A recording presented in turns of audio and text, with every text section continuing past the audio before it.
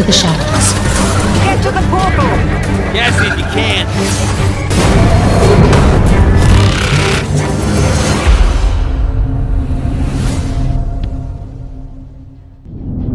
Yo, what's up guys, it's IHSGames here, and welcome back to another video. Today, we're taking a look at another Dark Deception x Bendy Fangame, Deception Out My Mind. Without further ado, let's get it. Now, I've been meaning to cover this Fangame for a while, 5 months ago, so now I'm getting to it. Now, as you all know, this channel covers Fangames from Dark Deception and especially Bendy, so when I seen this game, I knew I couldn't get it out of my radar. Well, at least it was out for those past 5. But you got the point. But let's cut to the chase. What is Deception Out My Mind? Well, again, it's a Dark Deception x Bendy Fangame like Demon's Deception, but way more Bendy based than Demon's Deception, which can lead to some familiar but new twists and turns in this game that we've seen in Bendy and the Ink Machine. It takes place in Georgia Studios, but it plays like Dark Deception and is being developed by one person, I'm assuming, named Nide9. The style of this game has this low texture, sort of low poly simplistic style to it that actually looks good in my opinion. It's simple and does what it needs to do, which is to convey that you're in a dark, inky studio filled with killer ink monsters. Nothing extra to draw away from their immersion, which will make the game an overall better experience. Now, unfortunately, this game isn't out yet, but the Fangame does have a Game Jolt page, and on the Game Jolt page, we do have a synopsis on the story as well. The story can help us determine and theorize about future mechanics, lore, and future predictions of this game. So, let's take a look at it, shall we?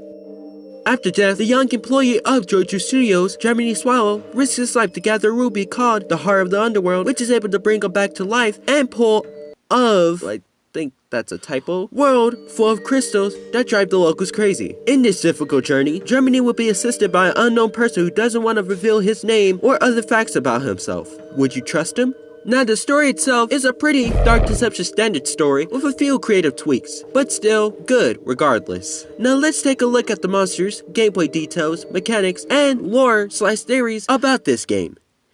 Now, currently in this game, there are 2 levels, as these images from Nide9's Twitter shows the portal icons to each level, with the main monster of that level having an icon that represents them in the middle of the portal. And speaking of monsters, 2 monsters are confirmed to be in this game so far. One of them is a very new version of Bendy named Twisted Bendy. I'm not too sure what this Bendy is capable of, since we never seen any actual gameplay footage of him using his abilities, or just anything in general. But given the name Twisted, I'm assuming his main ability might be to stretch his limbs or something. The other monster is a projectionist, my favorite Bendy and the Ink Machine monster of all time. I'm glad someone is doing justice for this projector boy in this Fangame by bringing him in a Fangame for once. Now, I'm assuming the projectionist's main ability is to blind you with his light somehow, which isn't all that surprising, but would still be cool to see. Just like all Dark Deception based games, there's no way to defend yourself against the monster, so the only option is to run, though over time you do get the inclusion of powers to help you out. Fortunately in this game, we do have powers, as one piece of footage from Nide9's Twitter shows the player using a telepathy ability, and a screenshot also from Nide9's Twitter as well shows we will have telekinesis as a power as well. As said in the screenshot, we will have to use our powers to raise the gate, just like in Dark Deception, proving more that we'll have powers in this game. We do also have audio logs, which will probably be lore based, and a little miracle station, which you can hide in, which I'm totally against. Dark Deception doesn't allow you to hide because that's just how the game plays. Just a constant chase. So to be able to hide in this game is not something I'm very fond of, but you do you, I guess. Now, the lore of this game is rather simple, but we do have a few screenshots that might reveal some extra lore that the synopsis haven't dug upon, like this screenshot, with our player holding some sort of photo necklace, if that's what you call it. Who is that doctor? Was she forced to assist, helping create this mess of a studio? Is she still alive, and if so, where is she? There's also a screenshot with the Lost Ones worshipping a Bendy statue. Might not seem much till you tie in this other screenshot with all the writings on the wall, like this one saying, I have to eat more shards, and another one saying, I have to get rid of these ropes. Are these Lost Ones trapped in the studio due to how powerless they are, and by eating more of these shards will make them more powerful, giving them a better chance to escape? Who knows? Overall, this is a solid Dark Deception x Bendy Fangame. The style is unique but simple, its original characters look pretty cool, and the lore is vast but not too complicated. If you love either or both of these games,